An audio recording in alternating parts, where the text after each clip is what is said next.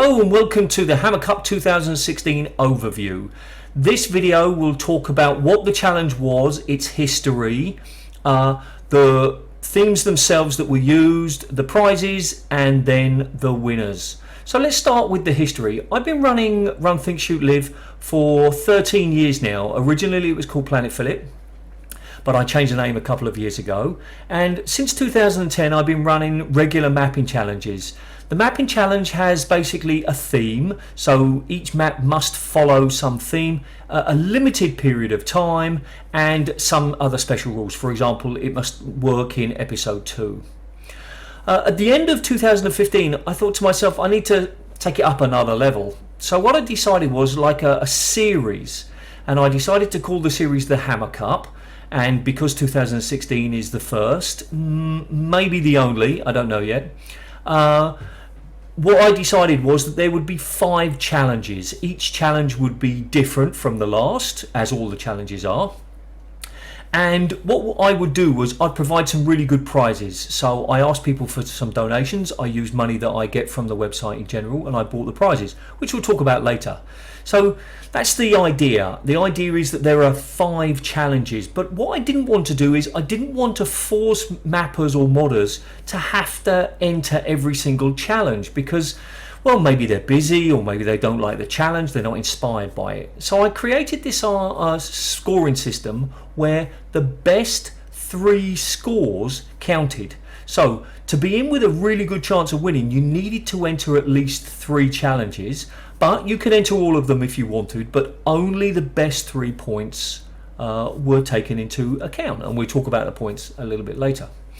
To help me judge, I got 2 other people. I got Don, aka Unk, who's been around in the modding scene for 16-17 years. Admittedly, he's not a source modder, but he can mod in source if he wants to, and he knows the engine and he knows mods. I also got Dennis. Now Dennis is a professional modeler. He's worked on a bunch of AAA games. So I've known Dennis for a number of years now, and he made some mods with me, and he's made mods on his own, and he helped with lots of other mods. So he has modding experience as well as AAA game experience. So those were the teams, the judges, sorry. And what we decided on this scoring system where we had design, visuals, sound, gameplay, miscellaneous. Those were the sections for the individual maps that we scored. And what we did was we either gave them 0 points, 3 points, 6 points and 9 points. Now I know that sounds crazy, but because there were 3 of us, it meant that we would get a proper number. It wouldn't be like 1.6 or anything like that. It would, it'd be a proper number.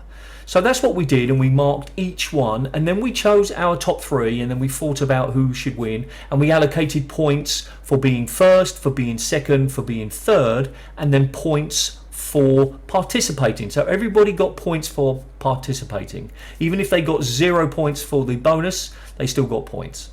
So that's how the point system worked. So let's look at each of the individual themes. The first challenge in the series was Chasmville. Now Chasmville received 13 entries, which is a pretty good number, and the idea, as you can guess from the title, was there had to be some kind of chasm between the player and the objective, had to get across, had to get through, had to get down. There's some great maps in there, and I think everybody really enjoyed it. At this point in time, it's got nearly 2,000 downloads. Next up was Liberationville. Now Liberationville had 15 entries, which is the highest number of entries that we've ever had. And the idea here is that either the player had to liberate somebody, something, or they had to liberate themselves. So that was what we were aiming for with this particular challenge. At this point in time, we've got nearly 1,800 downloads, so less than the original, but that's normal because there's less time. So of course over time things, more people download them. So as you can see, this screenshot here, it's got sort of all of the images. I wish I'd done that for all of the challenges, but I just don't always have time. So that was the second one, and all of these challenges, by the way, are 19 days. That's 3 full weekends but never long enough to get bored or overambitious, and never short enough that you don't really have time. When you play some of these maps, you will be shocked that they made this in 19 days. Next one is Backtrackville. Now, the idea here was that you had to play a section and then you had to go backwards, and there had to be a significant change in the area that you were playing. Again, we've got some great maps. We've got 12 entries, which is another, you know, really good number, and you'll have some fun with these, definitely. Next up was Trapville. So the idea here is that the player had to either set a trap or find themselves caught in a trap. And here we've got 9 entries, because that one's a little bit harder, so we recognize that. But again, you'll have a lot of fun. There's some really good maps in there. And the final one was Anyvilleville. Now, the rules for this one were a little bit strange. Entrants were allowed to use any theme from the previous mapping challenges that I had run, except the 4 from the Hammer Cup 2016. So they couldn't use Backtrackville, Chasmville, Liberationville and Trapville. They couldn't use those ideas, but they could use any of the others. And in many respects, I feel that this one has the most creative entrance or entries, because they all could do anything that they want, and there's some really clever ones here. And here we got 10 entries. So 5 challenges, 69 or 59 maps. I think it's 59 maps that wouldn't have been created and released without the Hammer Cup. So in that particular regard, the Hammer Cup has achieved its objective, which is giving people things to play, giving mappers a particular task and a challenge, and hopefully with the, you know, the goal of trying to win something. So those were the challenges. So I'm sure you're all keen to know who won. Well, of course you are. So in first place was MIIGGA with 227 points. Now remember, those are from the 3 best entries, and we'll talk about that just after we've done this. So well done, MIIGGA. Jason Gimba, aka MIIGGA. He has won the gravity gun, which I'll talk about the prizes in a moment. In second place, and here was the slight delay, we actually had a tie, and we were deciding how we were going to do it. So what we've decided to do is we've decided to award 2 second places. There will be no third prize, there will be 2 second places. Now the problem was that I hadn't planned for that, so the second prize was better than the third prize, so we had to bump up the third prize to the second prize, which was a little bit difficult. And I'd like to, you know, thank Don for donating a copy of Raising the Bar. So as I said, more about the prizes in a minute. So in joint second place are MIIGGA 107 and iHoneyBoy. Now I'm pronouncing it iHoneyBoy. I don't think it's pronounced that way, but iHoneyBoy, it seems like it.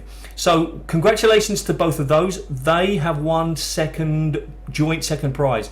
There will be no other prize. But I would like to say that when I come back from my holiday, I'm going to revisit all of the entries again, and I might award some sort of, you know, most creative, you know, best looking. There won't be big prizes. There'll probably just be Steam games, but you know, I'll do my best to do that. But as it stands, Jason Gimba came first, iHoneyBoy and MIIGGA joint second, so congratulations to them. Let's look at the points themselves though. Okay, so here's the final points tally, and I just want to explain it for everybody. So we've got all of the list of the entrants, so 27 people entered, which was fantastic, and these are their total points. Now the total points aren't what's important. What's important are the best 3 scores. So basically this score here is, in fact, Jason entered only 3 and he managed to win with those, whereas MIIGGA, he entered all of them, but we added up his best 3 scores and that gives this. And in fact, iHoneyBoy, he only entered 3, but again, those 3 are there. And then you can see everybody else's score. So let's just have a look at the chart. There we go. So as you can see, MIIGGA got the most number of points because he entered 5, but it was never about that. It was always about that. So I won't go through all of them, but as you can see from the chart here, as you can see from the spreadsheet, you do have access to all of them. Everybody can see this.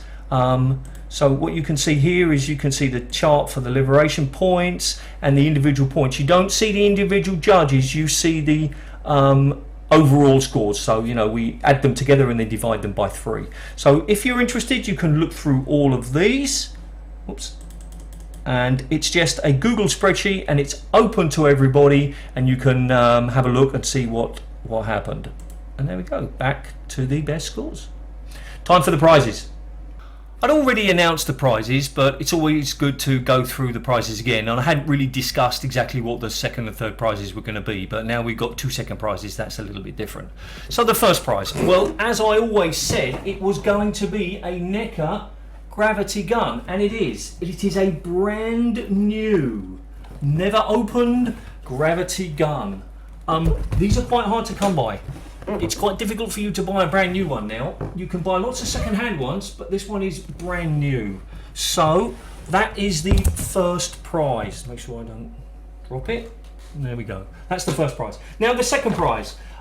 So both of the second prizes get these things. So this is, sorry, trying to make sure that there's not too much reflection. This is the Gordon Freeman model. It's got a gravity gun in there as well, but it's not really the same, is it? Okay, so that's sealed, and there's 2 of those, 1 each for the second prize people. There's that. There's a head crab. It's a small head crab. It's not like the head crab, and you can sort of see it on the table over there. So there's 2 of those. There we go, 1 each. It's a plush. There is a set of badges. Now, although the Hammer Cup 2016 was never officially sponsored, the site itself is sponsored by Nodecraft. Now Nodecraft do some fantastic servers, and they host the site, and they specifically do Minecraft and a few other games. So they've supplied those and some posters which will be sent separately. Here's a quick look at the posters.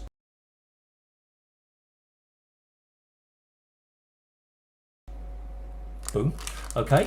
All right. So there we go. Those are those, and there will be one of these each, which is the crowbar. It's not a real crowbar. I mean, it's plastic, but it's still pretty cool. And the best part of the second prize is this. Now, this is my book. This is a Raising the Bar. This one has been signed, but the ones that the entrants get, it will not be signed. You will not be getting signed copies of these, and they are second hand. It is impossible, I believe, to actually buy these brand new anymore.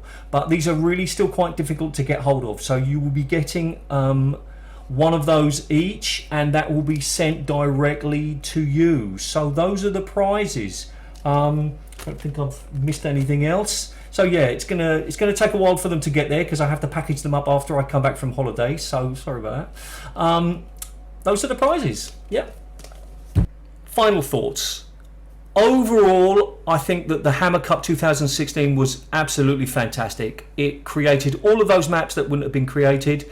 It helped modders focus on something in particular, and it created a lot of buzz for the website. So I'm super happy. Thank you to the people who donated prizes, especially Don, but also not prizes, actually money. Thank you for the people who donated money, especially the Patreon people. I'm using that money to provide the prizes and pay for the postage, which of course is going to be a significant amount. I've got to post them all over the world. So thank you for everybody for doing that. I'd like to thank all of the entrants, of course. Thank you for taking the time, especially the people who actually entered all of those competitions. That, you know, that's really good. I really appreciate that. I hope that everybody has benefited or enjoyed competing. I'm sure the viewers of the website have really enjoyed playing and reviewing those, so that's fantastic. Will there be another one? I want there to be, but I have to admit it was a lot of work. It was a lot of work. So next time I'll do things differently. Maybe I'll make another video about that, but I'll see about doing things differently. But I want to, but we just have to see how we go, see if I can get enough money for prizes and things. So that's it for the Hammer Cup 2016. As I mentioned in my intro, or the points at least, I might be, you know, creating some extra prizes when I come back from holiday for most interesting level or best visual or something like that. We'll see. If you like what I'm doing, please consider supporting me on Patreon. All of the money goes back into the site. I don't sort of, you know, go on holidays with it. There's not enough, but it all goes back into the site.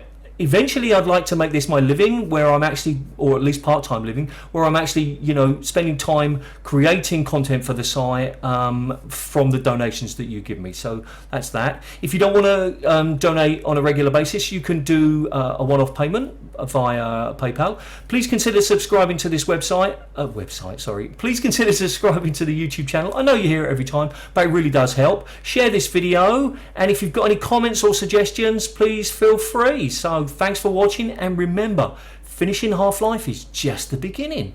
See ya!